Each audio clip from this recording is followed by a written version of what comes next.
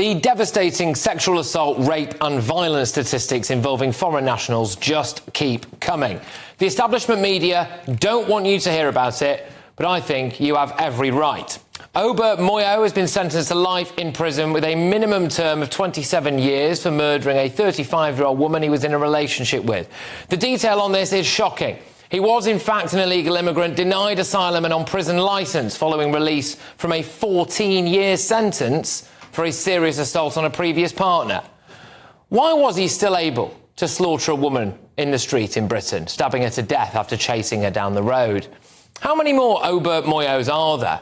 Well, regular viewers and listeners of this show will know that the Ministry of Justice won't tell us. They've refused our Freedom of Information request and our offer to pay for that information, which is why we are pushing for a change to the law so that governments have to tell us how many foreign nationals commit horrendous offences in Britain. I am hoping that I'll have an update on that for you in the next couple of weeks. But this isn't just our problem. New figures from Paris show that 77% of solved rape cases last year were committed, apparently, by foreign nationals. The majority of these targeted tourist hotspots, as if they were looking for prey. In Denmark, the native Danes ranked 42nd on the list of violent crime convictions in their own country. Questions like this have been asked in the European Parliament for some time. Countries that have received large numbers of migrants, such as Germany, Sweden and the United Kingdom, are now seeing an increase in sexual crimes, including rape against white women and girls. Significantly, although the number of reports of such crimes is increasing, the number of convictions for them is falling. That question was asked in the EU Parliament. Well, the EU's response was this. Oh, it's quite shocking, actually. It focuses on promoting European values such as equality is a long-standing objective of the EU in its support to national integration policies. The EU Action Plan on Integration and Inclusion sets out a framework to strengthen and step up integration and inclusion policies across the EU. Look, Germany has had massive issues, as we all know. We all know back in 2016, around 1,200 women were attacked by around 2,000 mostly North African men in one night in Cologne. Will we ever know how many of those men, or men like them, have made their way to Britain? This isn't really about integration and inclusion, is it? This is about politicians letting the wrong people in and putting women and girls at risk, and then refusing to tell us the truth. How many more women have to be killed or sexually assaulted by men like Obert Moyo? We shouldn't have to get the law changed for them to tell us the truth. Let's get the thoughts of my panel this evening. I am joined by Mark Littlewood, the director of Popular Conservatives. I've also got activist and boxer Adam Brooks and author and commentator Rebecca Reed. Mark, I'll start with you on this. I saw that case today and I just thought, here we go again. You know, this guy, what on earth was he doing prowling the streets? Yeah, I endorse your campaign here, Patrick, with possibly one or two riders. I mean, I think we should follow the truth wherever it leads us. And if data and statistics can help uncover the truth, so be it. And you've been very fair to say you're not presuming any correlation or causation here. But I think we need to know, but I think we need to be very specific what we're looking for here. Are we looking for foreign nationals? Are we looking specifically for foreign nationals who are seeking asylum? So what I've gone for is asylum seekers and people with a pending visa application. OK. I think that's rather different to foreign nationals, right? I mean, I'm not suggesting there is one, but hypothetically, you could have an outbreak of crime by foreign tourists, which might lead you to change your tourism policy. So I think that we should look into this. And my worry, you didn't imply it, and I don't want to sound too conspiratorial, is sometimes we don't like unearthing the truth, or the government doesn't like providing us with the stats, because the sort of things it might tell us are a bit disquieting. That's no reason to hold it back. And from what I understand, the Ministry of Justice basically have these numbers, or can get them. They're just not willing to give them to you. That's bad government. I won't hold back, because it's pretty clear. We are importing tens of thousands of unknown, unverifiable men from countries in Africa, from the Middle East, from South Asia, that have very different cultural beliefs to us, different morals, different values, treat women differently. And I've spoken to former police officers that have said you will be shocked at the crime that emanates from the migrant population in this country. And I think it's clear. You only have to go on TikTok or Instagram and see the paedophile hunters Most of the people they catch cannot speak English.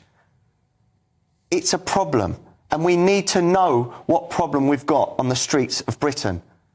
We've got families. These people are being housed in hotels and barracks near schools, near women's refuges, near where there's families. This is dangerous, and the Home Office is putting the country at risk. Rebecca, I read that case today from Greater Manchester Police, and I just thought, why did that woman really have to die? She didn't. There was no need for it. I mean, he was an illegal migrant, was refused asylum. This is what the police have said. Had served a previous conviction for a previous assault against a previous partner. He was even tagged, I believe, as well, which makes me wonder, well, you can't even tag these, it can be over in the blink of an eye. I need you to let me finish. So I'm going to start by saying something a little bit controversial, which is that I have been on GBNews for 2.5 years, and this is the first time I've had any conversation about violence against women or sexual assault towards women. And I think we're talking about it because the people doing this are predominantly Muslim. Now, I fully agree that if you do not think that a woman should be allowed to walk down the street in a short skirt and be free from harassment, you do not deserve to live here. I do agree that some cultures do not respect women and therefore are incompatible with life here. But I also think that there are people who only want to talk about rape and sexual violence towards women when it is a demographic they already don't like. So if we're going to talk about this, which we should, we also have to talk about the fact that 1 in 4 women in the UK have been sexually assaulted or raped, and that is not just brown men or Muslim men, that is men. And the only thing that this has in common is that 98% of these accounts are men attacking women. Here, but we do not need to import more. No, and we are importing more. We agree, I think. Is that a British national there will be information on. We can go back, we can investigate them. These men are unknown. We don't. Tragically, we don't. Rape is effectively legalised here. The police cannot handle it. They're not properly trained. They don't have the resources. So women being raped is my issue here. But I completely agree. If somebody comes here and they are a rapist, whatever their religion, I don't want them living in this country, or I want them in prison. You mentioned there, and I suspect there's quite a lot of truth to what you said, which is that if the reality was put out there, that it could end up being devastating, and the Conservatives would have to face up to the fact that a lot of this had happened on their watch. But what would also happen is, as we suspect, we may well end up with a Labour government going forward, quite soon, possibly, that then Labour might have to actually enact some policies about it. My point is it needs to be part of the conversation.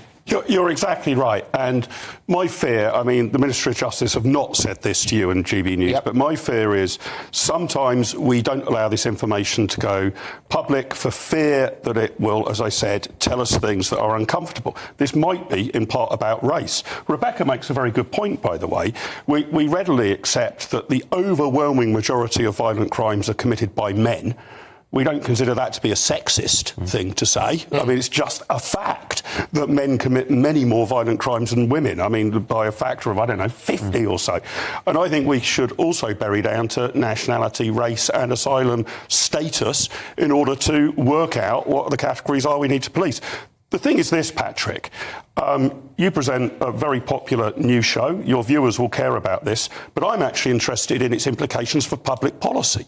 And if you don't have the right data out there, you don't know what you're searching for, you don't know how big the problem is, how are you supposed to make decent public policy? It needs to be part of the conversation. Completely. And a policy-making machine. If everything else can be part of the conversation, how many times have we seen the Rwanda plan go back and forth from the Lords? And unfortunately, I have not really heard the sexual violence against women argument really raised that many times by a lot of lovely Lords. Look, the Lords live in their ivory towers. They don't go down high roads and see the problem with these migrants about. Same as MPs. A lot of the MPs are not in touch with the public. So they're voting on things they have no idea about. So if these statistics get put out there and they get put on the front page of the Daily Mail, on The Guardian, there is no arguing. We've got a problem. They won't be on the front page of The Guardian. But we've got a problem. Places like Germany, Italy, France, gang rapes are up almost 50% over the last 10 years. That's no coincidence that we've been importing tens or hundreds of thousands of migrants in that period. All I would say, just to temper that, is that there has been, so between 2021 and 2022, it's a 32% jump in reporting. That sounds terrible, but it's actually a triumph. It's the fact that the CPS had a target. It's the fact that outreach was done, that charities worked incredibly hard, the Me Too movement, and women supporting other women in reporting rapes. So an increased reporting rate is actually a really good thing. It's not just about immigrants, it's about a lot of other things. There is Now, there absolutely is some truth to that because more people are reporting things, which implies that people feel more comfortable reporting things, which is a good thing, OK, then, yeah, you will see those things go up. But, Adam, you were having a look as well, I think, at some of the stats from Denmark, which... Denmark has got the most comprehensive migrant crime database or stats now. So non-European first-generation migrants are 279% more likely to commit murder, 464% more likely to commit rape, 220% more likely to commit assault. Now, these people are on our streets too. A lot of the people from Europe are now over here. We don't know where they are. Yeah. It's quite a complex data set. I mean, those statistics are incredibly arresting, Patrick, and without intruding too much into personal privacy, which the Danish do, I'd like us to have those sort of data sets here. They really help policy. But you then need to cross-index things like you need to match that against poverty, for example. Generally speaking, it's just a fact of the matter. Those who generally tend to be poorer commit more violent crimes than those who tend to be richer. So you then need to cross-index race with poverty. Is it a racial phenomenon, or is it just that people of this particular demographic tend to be poorer? You've got to do all of those crosstabs. You might be looking for particular nationalities as well. Is this a bigger problem with people from country X than country Y? Or are we grouping all asylum seekers together? Or can we actually hone in on a particular territory that seems to be particularly problematic? And then you might want to have a separate policy. For instance, so go for it, but it's going to be one hell of a complicated spreadsheet. Yeah, I mean, female asylum seekers, for instance, are not committing crimes like this. Yep. So perhaps we say yes to women and kids and not to men. We have the conversation. I also think it's important that we should have more of the demographics of the victims as well, because if it is the case that the vast majority of the victims are white women or women who are native to that particular European country or Britain, I would also argue that is, again, another reason why we should be having that influencing policy. I don't think that who is being raped should matter. No, anybody who is assaulting anybody shouldn't live here or should be in prison. I want to be very clear on that, but I also want to say that would lend a strength to the argument that women who are already in this country would be put more at risk by people coming. Yeah, absolutely, including asylum seekers, including women who are born here. Though. Yeah. Once the data came out, it was unarguable that there was a problem, and you can't hide it. But the left has to talk about it, and I fully acknowledge that the left has to be able to have the conversation. Otherwise, you are sacrificing women. All right, guys, good start. Thank you very much. Difficult subject matter, but I do think it's important to address.